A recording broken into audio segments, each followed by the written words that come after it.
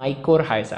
Paper में ये बाकायदा शॉर्ट नोट बनकर आता है, एग्जाम में कई बार आ चुका है। तो इस लेक्चर को शुरू करने से पहले आपसे रिक्वेस्ट करेंगे कि अगर आपने अब तक हमारे इस चैनल को सब्सक्राइब नहीं किया, जो कि सिंध बोर्ड टीचिंग के नाम से है, तो काइंडली आज ही आप हमारे इस चैनल को सब्सक्राइब करें और साथ ही साथ बेल आइकन को लाजमी क्लिक करें ताकि हमारी अपलोड करदा तमाम वीडियोस की नोटिफिकेशन आपको रिसीव हो सके। तो आइए हम स्टार्ट करते हैं आज के इस टॉपिक जिसका नाम है माइकोरहाइजा।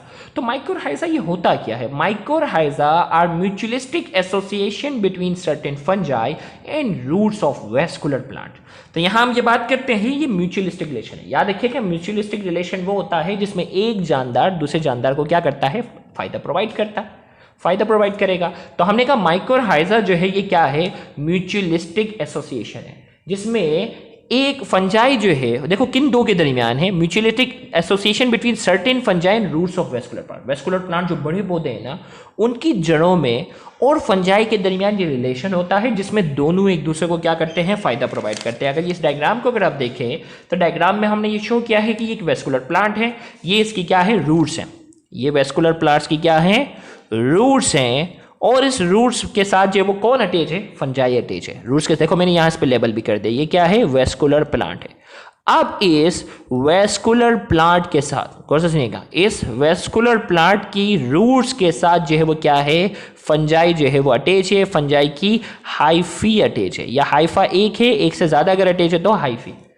अब क्या किरदार ये एसोसिएशन दोनों एक दूसरे को कैसे फायदा प्रोवाइड करते हैं, हम उसकी बात करेंगे। तो हमने कहा mycorrhiza are mutualistic association between certain fungi and roots of vascular plant. हमने कहा ये एक म्यूचुअलिस्टिक एसोसिएशन है किस किस के दरमियान? मखसूस फंजाई और वेस्कुलर प्लांट, बड़े पौधे हैं उनकी रूट्स के दरमियान और फंजाई के दरमियान।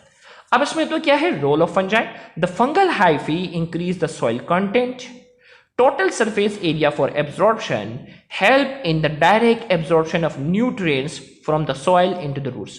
अब देखो भाई, दोनों के दरमियान रिलेशन है ना, दोनों एक दूसरे को फायदा प्रोवाइड कर रहे हैं। तो फंजाई का किरदार क्या है पहले हम वो देखते हैं। तो fungal hyphae increase the soil content. अब देखो भाई, होता ये है, ये पौधा था ना, इसकी जड़ें तो एक मखसूस एरिया तक महदूद हैं। अब यहाँ जो भी मिनरल न्यूट्रिशन है, नाइट्रोजन है, फॉस्फोरस है, मैग्नीशियम है, उनको एब्जॉर्ब करेगा। अब अगर फंजाई इसके साथ अटैच हो जाता है तो फंजाई की हाइफी जो होती है वो दूर दराज तक फैलने की सलाहियत रखती है। और ये फंजाई क्या करता है? दूर दराज से नाइट्रोजन लाकर दे रहा है, ऐसे फॉस्फोरस ला के दे रहा है। हालांकि कहते हैं ना, कानून के हाथ बहुत लंबे हैं। तो ये माइकोरहाइजा के रिलेशन वाले जो पौधे हैं, उनकी जो हाथ है, उनकी जो रूट्स हैं, उसके ताल्लुकात जो होते हैं वो दूर दराज तक जो है वो कई किलोमीटर तक भी हो सकता है, ये याद रखिएगा। तो ये जो है वो सेम यही बात है कि इसकी जड़ों ने जो है वो फंजाई से ताल्लुकात कायम कर लिए। फंजाई जो है वो दूर दराज से मैग्नीशियम, दूर दराज से पोटेशियम, दूर दराज से सल्फर, नाइट्रोजन, ये चीजें क्या कर रहा है? इसे प्रोवाइड कर रहा है। तो हमने कहा the fungal hyphae increase the soil content, इसके कंटेंट क्या कर दिए? कांटेक्ट को बढ़ा दिया। Total surface area for absorption, दूर दराज तक ताल्लुकात बन गए, इसके एब्जॉर्प्शन क्या हो गए? एरिया बढ़ा दिया। Help in direct absorption of nutrients, जिसकी वजह से वो डायरेक्ट न्यूट्रिएंट्स को एब्जॉर्ब करने की सलाहियत रखता है from the soil into the roots. मट्टी से ये चीजें ला कर देते हैं जो कि रूट्स में ये क्या करते हैं? हासिल करते हैं। चले भाई, फंजाई ने तो बहुत जबरदस्त फायदा प्रोवाइड किया। अब role of vascular plant, vascular plant क्या प्रोवाइड करता है? The plant on the other hand, plant की अगर हम बात करते हैं, plant on the other hand supply organic carbon to fungal hyphae.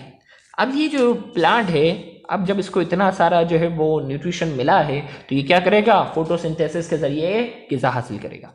Food ग़िज़ा हासिल नहीं, फूड प्रिपेयर करेगा, अपना खाना तैयार करेगा। तो फोटोसिंथेसिस के जरिए क्या करेगा? ये अपना जो है वो फूड प्रिपेयर करता है, और जो भी ऑर्गेनिक कार्बन बनता है, खाना तैयार होता है, वो क्या करता है? फंजाई को प्रोवाइड कर देता है। तो दोनों ने एक दूसरे को क्या किया? फायदा प्रोवाइड किया। वेस्कुलर प्लांट ने इनको न्यूट्रिशन दी, खाना प्रोवाइड किया, और उन्होंने इसको मिनरल न्यूट्रिएंट्स दिए। तो ये कौन सा रिलेशन हो गया? म्यूचुअलिस्टिक रिलेशन हो गया। अब तो ओके, दोनों का फायदा हो गया। अब टाइप्स ऑफ माइकोरहाइजा की बात करते हो। याद रखिएगा, ऐसे पौधे जिनके अंदर माइकोरहाइजा का जो रिलेशन होता है ना, वो बहुत तेजी से बहुत अच्छा ग्रो करते हैं, और जिनके ताल्लुकात जो होते हैं वो फंजाई से अच्छे नहीं होते, तो उनकी ग्रोथ जो होती है वो ताल्लुकात वाले प्लांट्स के मुकाबले में क्या होती है? ग्रोथ थोड़ी सी कम होती है। तो जिन्होंने फंजाई के साथ रिलेशन बनाया होता है, उनकी न्यूट्रिशन जो होती है वो बहुत ज़बरदस्त होती है, उनकी ग्रोथ जो होती है वो बहुत अच्छी होती है। अब फंजाई की अगर हम बात करते हैं, ऐसे में माइकोरहाइजा की अगर हम बात करते हैं तो इसकी दो टाइप्स हैं। There are two types of mycorrhiza. Mycorrhiza की जो है वो दो टाइप्स हैं। एक कहलाता है एंडोमाइकोरहाइजा और दूसरी वैरायटी कहलाती है एक्टोमाइकोरहाइजा।